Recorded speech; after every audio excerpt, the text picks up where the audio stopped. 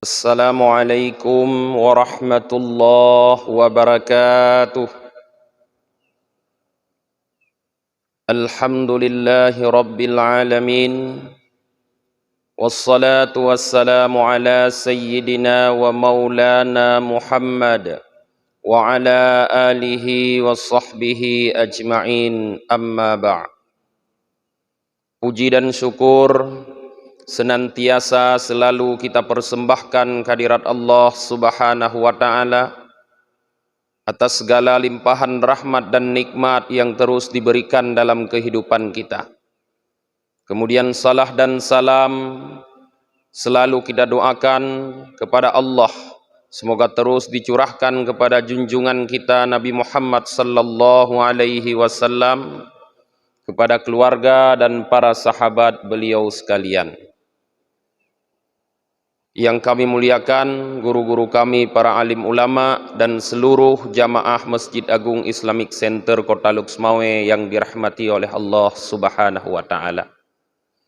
Para jamaah yang dirahmati oleh Allah Subhanahu wa ta'ala, dalam kesempatan yang singkat ini kami akan menyampaikan sedikit tausiah kepada kita dengan judul Meupat. Para jamaah yang dirahmati oleh Allah Subhanahu wa ta'ala, di antara dosa-dosa yang sering dilakukan oleh umat manusia adalah meupat, yaitu dalam bahasa lain disebut menggunjing atau mungkin lebih terkenal dengan menggosip. Para jamaah, di suatu saat, berdasarkan hadis yang diriwayatkan oleh Abi Hurairah, Rasulullah sallallahu alaihi wasallam pernah bertanya kepada para sahabatnya. Kata Rasulullah, "Atadruna mal ghibah?" Wahai para sahabatku, tahukah kalian semua apa itu ghibah? Qalu, para sahabat berkata, Allahu wa rasuluhu a'lam. Allah dan Rasulnya lebih mengetahui. Rasulullah menjelaskan, Idza dzakarta akhaka bima yukrih faqad igtabtahu. Apabila kamu menceritakan saudaramu dengan sesuatu yang dia benci, maka kamu telah mengupatnya atau menggunjingnya.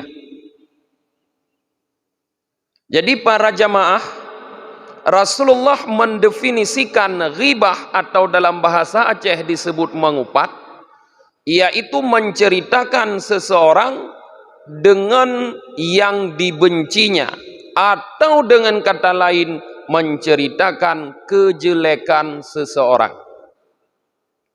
Di saat para sahabat mendengar penuturan Rasulullah bahwa ghibah adalah menceritakan kejelekan seseorang, mereka bertanya, Ara'aita in kana fi akhi ma aqul?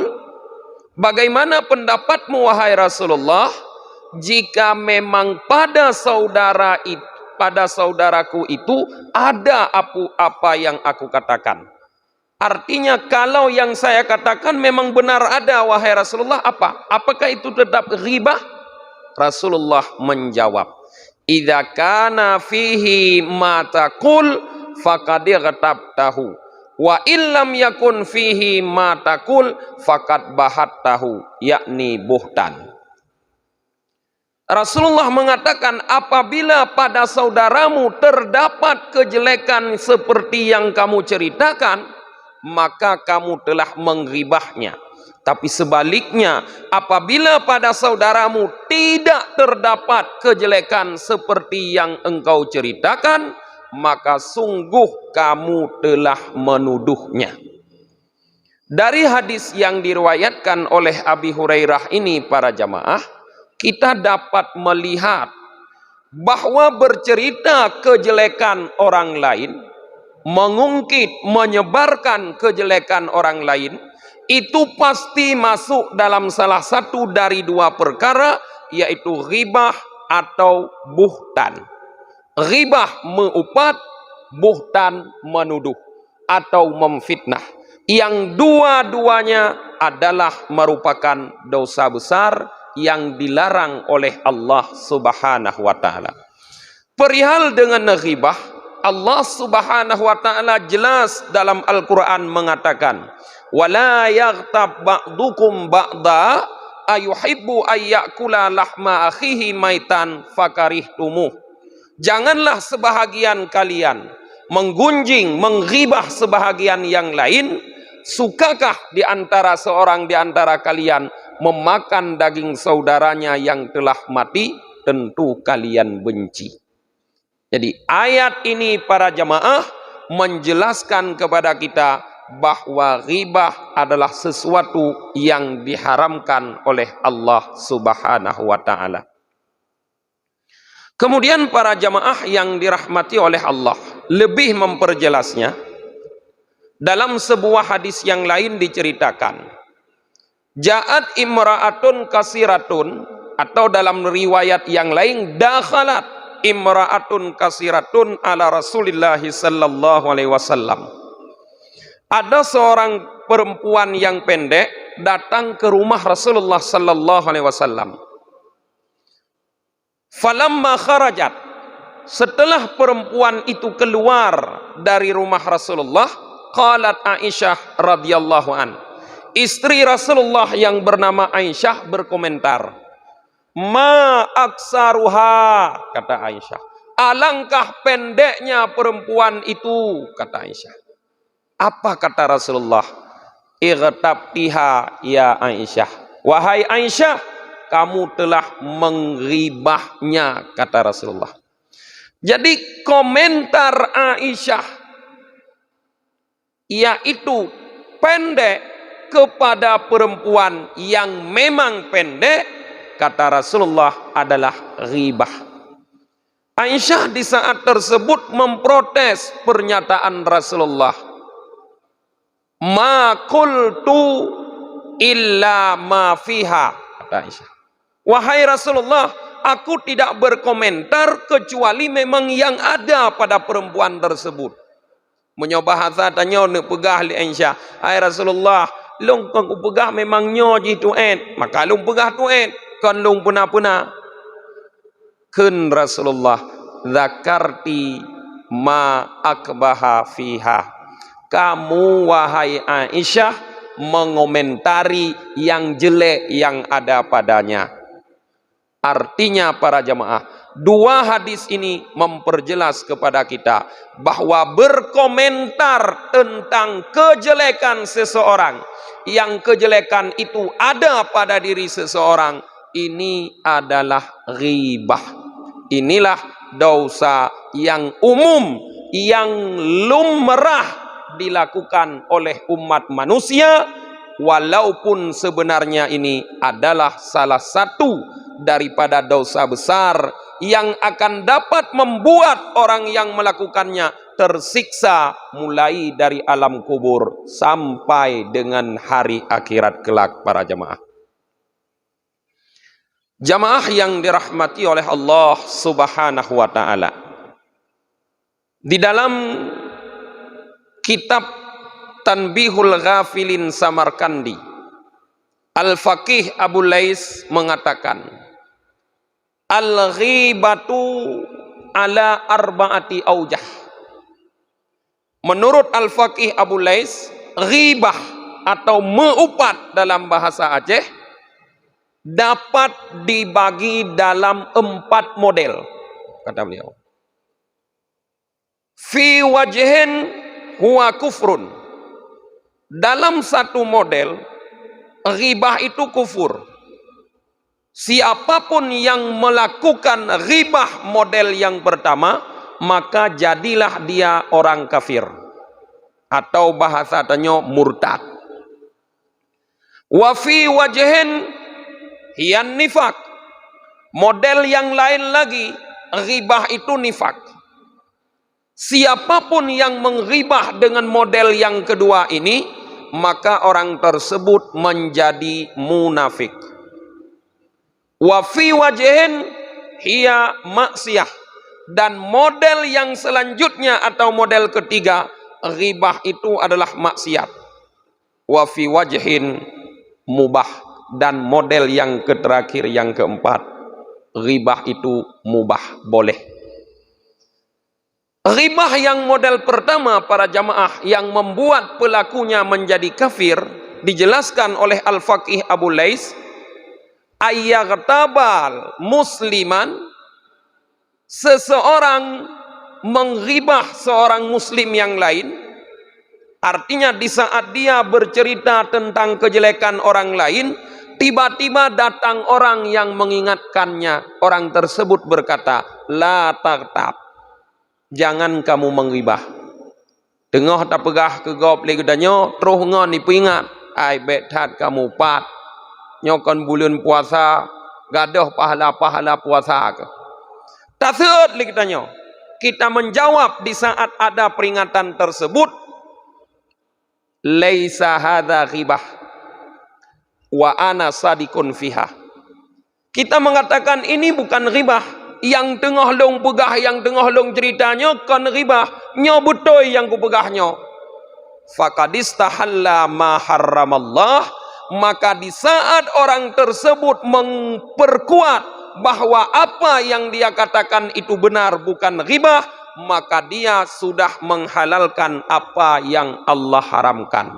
Famanistahalla ma harramallah sara kafiran, maka siapapun yang menghalalkan apa yang Allah haramkan, maka jadilah dia orang kafir.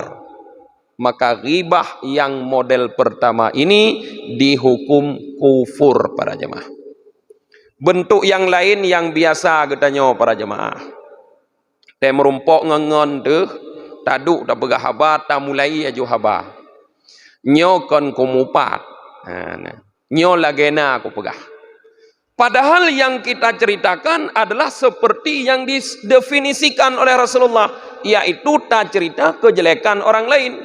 Tapi pun kon juga pegah, nyo kon kumupat, nyo lagena aku pegah. Maka pernyataan kita nyo kan kumu upat, lagena aku pegah terhadap meupat, maka itu menunjukkan kita telah menghalalkan, membolehkan meupat.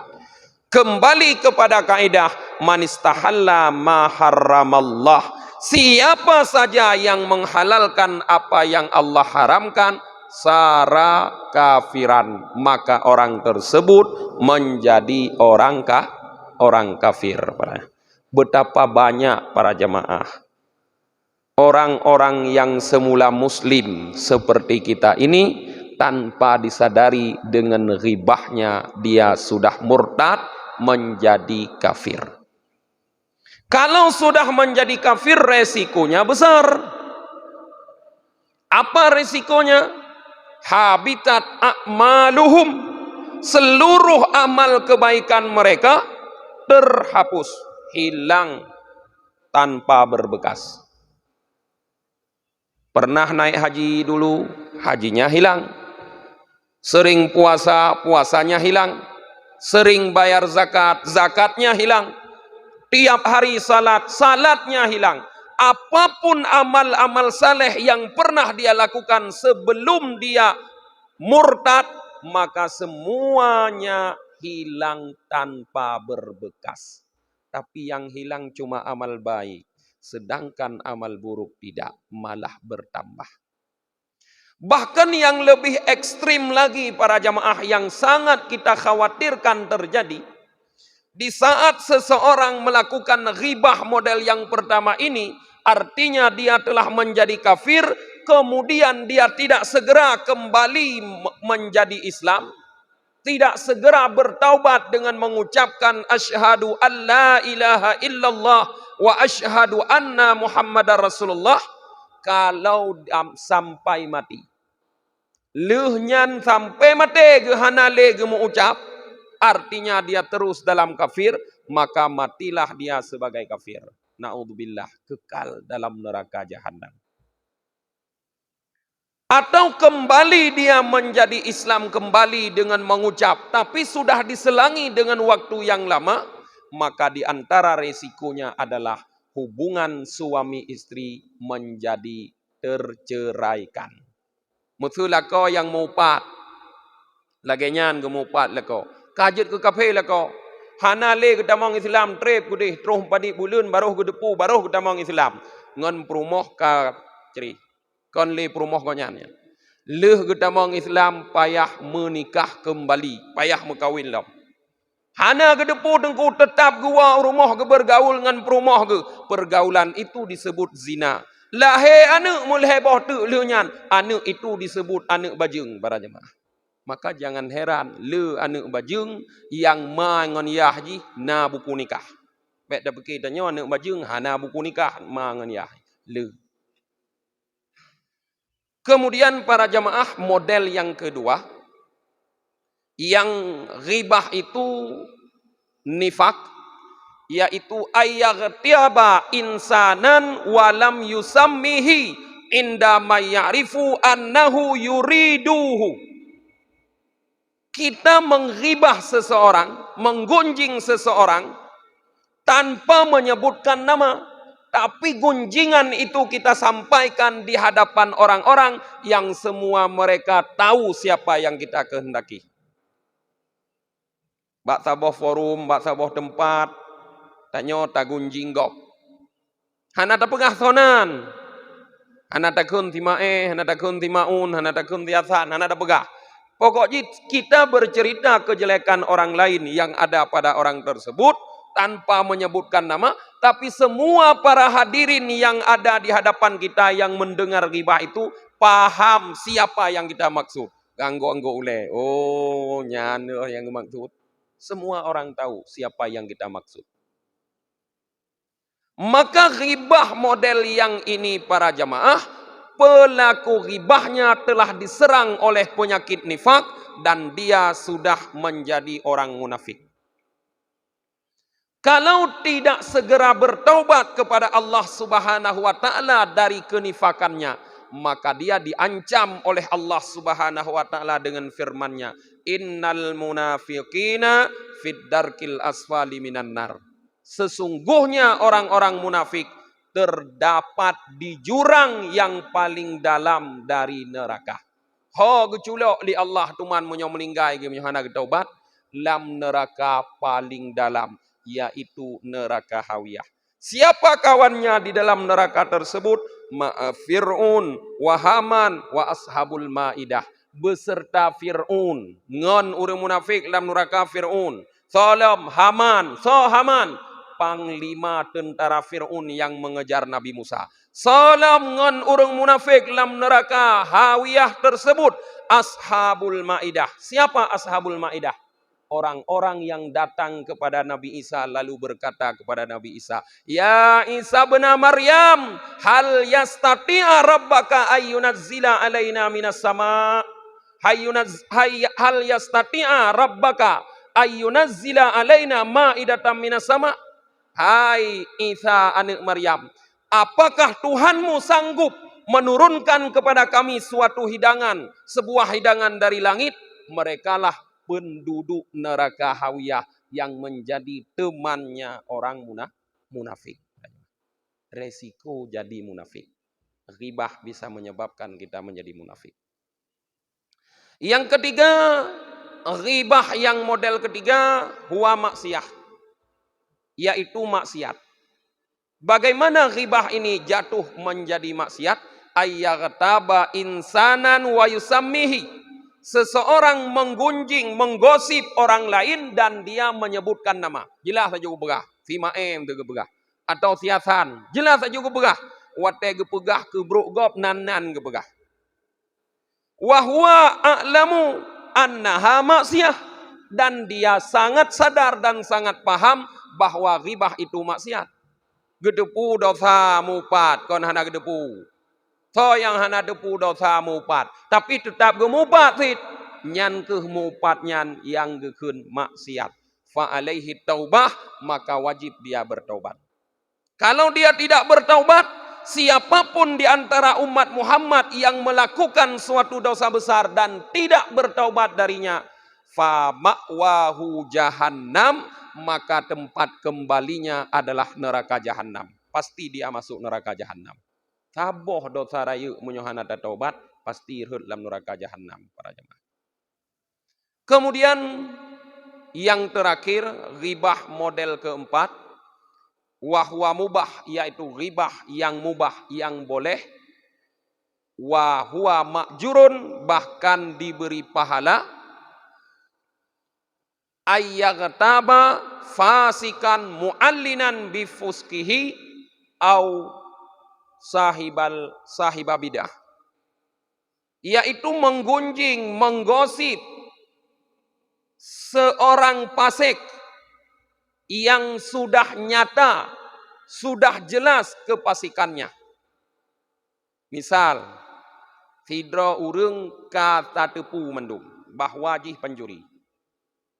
Bena katanya ino si kata tepu mendum jih pencuri. Fit barosa bani puluh lem penjara, katubi-tubi temang lem penjara. Tiba-tiba na urang lain daerah katanya, musuh ke sewa rumah lekonya, atau ke sewa gede, urang barunya. Tak pegah le katanya ba urang baru. Nyoi ronuh menyoni ino sewa rumah daerah komplek kamu, menyo ino nemukat daerah komplek kamu, berhati-hati ni kesiji. Jih hanji ingin sagai na barang god pasti icu. Maka berhati-hati ron menyokan muka ino. Artinya kita menghibah pencuri tadi. Tapi ghibah kita membuat orang yang mendengar dapat berhati-hati sehingga terselamatkan dia. Maka ghibah model demikian makjurun, merumpok pahala. Au sahibah bidah, atau taghibah pelaku bidah. Tapi dengan catatan, ghibah model yang keempat ini baru mendapatkan pahala apabila yang kita ceritakan adalah kejelekan sifat atau pemikirannya, bukan orangnya. Jadi yang diserang bukan pribadi orang tersebut. Misal pelaku bid'ah, kon orangnya yang kita serang, tapi mazhabnya, pola pikirnya yang kita serang, yang kita ghibah. Itu makjurun, mendapatkan pahala. Tapi menyota serang urung jih, dia pegah jih tu'ed buah hidung, dia pegah si anak PKI, dia pegah si anak Yahudi, nyan tetap berdosa para jemaah. Maka para jamaah yang dirahmati oleh Allah Subhanahu wa taala, setelah jelas kepada kita ghibah dan beberapa modelnya, maka perlu kita pahami di saat Ramadan seperti ini kita sedang melakukan ibadah puasa, bahwa salah satu yang dapat menghancurkan nilai ibadah puasa menurut pemahaman Imam Syafi'i, tetapi menurut pemahaman Imam Ahmad bin Hambal dan Aisyah radhiyallahu anha, puasa itu sendiri yang hancur adalah ghibah berdasarkan hadis Rasulullah, khamsun yufattirnas saim. 5 perkara dapat membukakan orang yang berpuasa. Di antara 5 tersebut Rasulullah menyebutkan al-ghibatu, yaitu meupat. Maka hati-hatilah para jemaah terhadap dosa meupat. Kadang-kadang kita telah terjerumus dalam kekufuran tanpa kita sadari sehingga tidak kembali memeluk Islam. Tak peke gutanyo Islam, tak puasa tu. Tak peke gutanyo Islam, tak sembayang tu. Rupanya yang puasa, yang sembayang nyan kafe, pane gutrimong li Allah. Maka bersering-sering nemu ucap asyhadu an la ilaha illallah wa asyhadu anna Muhammadar Rasulullah. Sampai sekian tausiah yang dapat kami sampaikan. Hadanallah wa iyyakum ajmain. Assalamualaikum warahmatullahi wabarakatuh.